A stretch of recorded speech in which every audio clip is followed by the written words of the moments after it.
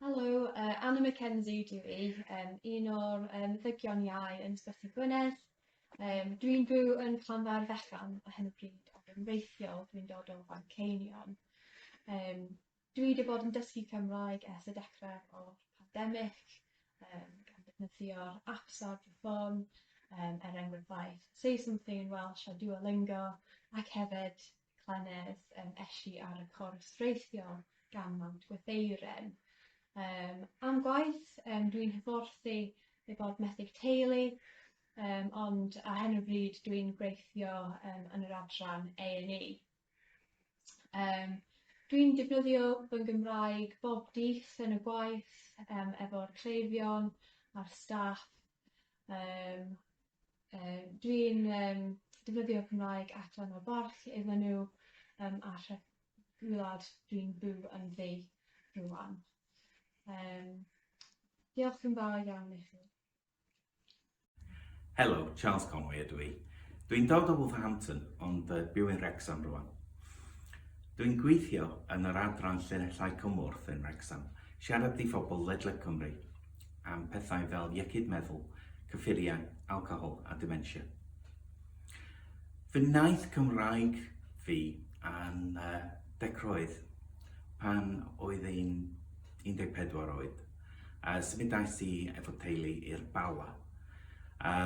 Dechreuodd fi yn yr ysgol dwyieithog, heb syniad beth sy'n digwydd hanner amser. Pan oedd hi'n 18 oed, symudais i yn ôl i Lloegr am waith, a collais i Cymraeg. Rwan dwi'n yn ôl yn Cymru, a dwi'n meddwl mae'n bwysig iawn i dysgu Cymraeg eto, achos y pobl sy'n defnyddio y gwasanaeth ni yn siarad am pethau anodd a phersonol, a mae'n bwysig ei gallu defnyddio Cymraeg. Nes i wersi gyda Beth, tiwtor Cymraeg, BIPBC Cadwaladr, a diolch yn fawr iawn am yr enwebiad. So mae'n wyddon ni'n check ydw i ac rhywun psychotherapydd celf yn yr uned Hergest yn Ysbyty Gwynedd. Dwi'n gweithio yn maes iechyd meddwl oedolion ac yn cynnig sesiynau yn Gymraeg ac yn Saesneg ac fel arfer yn rhedeg grwpiau yn ddwyieithog. Dwi'n dod o Canada amreiddiol ac dwi wedi dysgu Cymraeg yn fuan ar ôl dod i Gymru. Dwi wedi mwynhau cyrsia wypan ac fy amser yna gwrthein. Mae siarad Cymraeg gyda fy nheulu, ffrindiau ac yn y cymuned wedi fy helpu ddatblygu fy ngeirfa a hyder. Mae dysgu Cymraeg wedi rhoi cyfle i mi adeiladu perthynas ddyfnach gyda phobl yn fy nghymuned a wedi bod yn brofiad werth chweil. Dwi'n ddiolchgar fy mod yn gallu defnyddio Cymraeg yn y gwaith hefyd.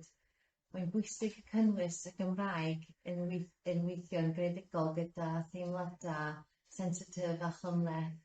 Dwi'n gobeithio fy sgiliau Cymraeg wedi gwella fy neartwriaeth o iaith a hunaniaeth a'i lle mewn iechyd meddwl.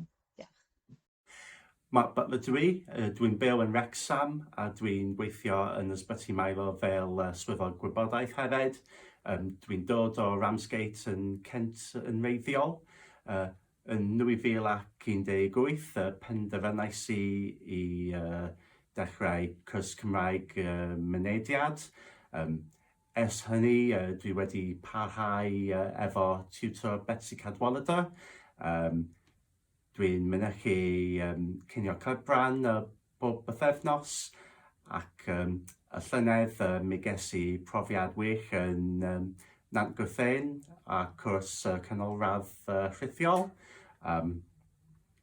Hefyd, dwi wedi darganfod cysylltiad newydd efo diwylliant Cymraeg.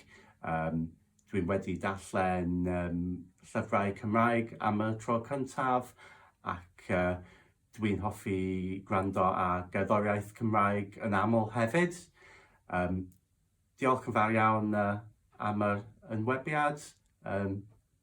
Diolch yn fawr. Michelle Matthews dwi'n byw yn Iseth. Dwi'n gweithio fel gweinyddydd radioleg yn Ysbyty Glenclwyd. Symudais i Gymru o Rochdale yn 2016. Ro'n i'n meddwl mae'n pwysig iawn i defnyddio iaith y wlad, felly dechreuais i ddysgu Cymraeg yn 2016 yn y mis Medi efo Popeth Cymraeg. Yn 2019, dechreuais i ddysgu Cymraeg efo tutor BIPBC. Dwi'n lwcus iawn, dwi wedi bod i Nant Gwrthein dwywaith, lle bendigedig.